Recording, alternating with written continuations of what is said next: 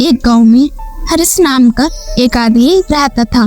घर पर उसकी पत्नी और बेटी रहती थी। हरीश दूसरों के यहाँ मजदूरी करके अपना घर चलाता था। हरीश इतना गरीब था कि कभी कभी काम न मिलने के कारण उन्हें भूखा ही सोना पड़ता था। हरीश की पत्नी कहती है, जी आज आप काम पर क्यों नहीं जा रहे हो? क्या आज भी हमें भूखा ही सोना पड़ेगा? अरे किसी ने मुझे काम के लिए कहा ही नहीं, अब मैं क्या करूं? चलो फिर भी मैं आसपास के गांव में काम देखने चला जाता हूं, शायद कोई काम मिल जाए। हरीश काम की तलाश में पास ही के गांव में जाता है, लेकिन उसे कोई काम नहीं मिल पाता। हरीश थक हार कर घर की ओर जाने लगता है।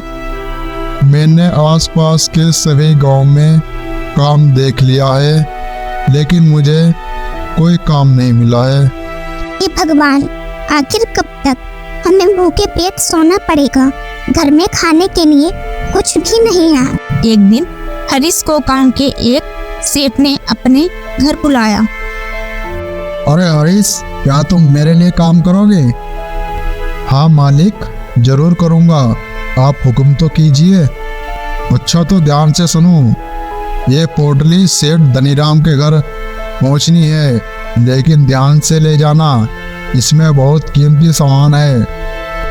हाँ मालिक, आप बिल्कुल भी चिंता मत कीजिए, मैं इस पोटली को सेठ धनीराम के घर पहुँचा दूंगा। पोटली में 1000 के सोने के सिक्के थे। ये बात हरीश को नहीं पता थी। हरीश उस पोटली को लेकर चल देता है। वह चलते चलते थक जाता है और एक पेड़ के नीचे आराम करने लगता है। पेड़ की छांव में हरीश को गहरी नींद आने लगती है। तभी उस पेड़ के नीचे एक आदमी आता है और वह पोटली उठाकर ले जाता है। हरीश कुछ देर बाद गहरी नींद से उठ जाता है। वह पोटली ढूंढता है तो उसे वह पोटली नहीं मिल पाती। हे भगवान, पोटली कहाँ गई यहाँ से? अब मैं क्या करूँ? अब मैं सेठ को पोटली कहाँ से ला के दूंगा? सेठ अब मुझे छोड़ेगा नहीं। पोटली गायब हो गई। अरे तुझे पता भी था उसमें क्या था? उसमें 1000 सोने के सिक्के थे। या तो मुझे वह पोटली ला कर दो, या पूरी जिंदगी मेरे यहाँ काम करो। मुझे माफ कर दीजिए सेठ, 1000 सोने के सिक्के मैं कहाँ से ला कर दूंगा? माफ कर दो वो भी तुझे। चल अब जल्दी से काम पर लग जा। हरीश उसके यहाँ काम पर लग जाता है। मालिक उसे 1 रुपया नहीं देता, सिवाय एक वक्त के खाने के अलावा। वो सारी कहानी अपनी पत्नी से बताता है। हे भगवान, क्या सारी दुनिया का दुख हमारी किस्मत में ही लिखा है? हे भगवान, हमारी मदद करो या हमें मृत्यु ही दे दो। अरे हरीश, एक बात सुनो, आज तू एक खेत जोत कर आ जा, कल उसने फसल बोनी है। हरीश खेत जोतता है। खेत जोतते समय उसे एक सोने का सिक्का मिलता है। अरे ये क्या, सोने का सिक्का? हे भगवान, तेरा लाख लाख शुक्र है। फिर से वह खेत जोतने लगता है तो अचानक उसका हल किसी चीज से टकराता है। हरीश देखता है तो उसे एक घड़ा दिखाई देता है। अरे ये तो एक खाली घड़ा है, चलो ये भी मेरे काम आ जाएगा। हरीश उस घड़े को अपने घर ले जाता है। तभी उसकी पत्नी बोलती है, जी आप ये घड़ा कहाँ से लेकर आए हो?